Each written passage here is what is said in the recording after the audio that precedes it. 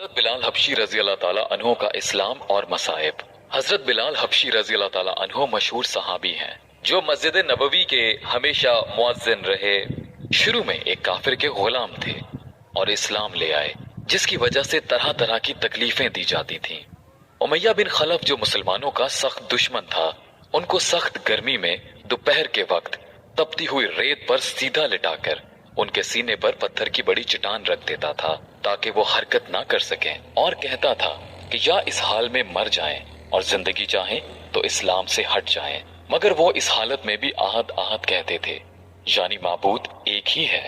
رات کو جنزیروں میں باندھ کر کوڑے لگائے جاتے اور اگلے دن ان زخموں کو گرم زمین پر ڈال کر اور زیادہ زخمی کیا جاتا تاکہ بے قرار ہو کر اسلام سے بھی پھر جاویں یا تڑپ تڑپ کر مر جائیں۔ عذاب دینے والے اکتا جاتے، کبھی ابو جہل کا نمبر آتا، کبھی امیہ بن خلف کا، کبھی اوروں کا، اور ہر شخص اس کی کوشش کرتا کہ تکلیف دینے میں زور ختم کر دے۔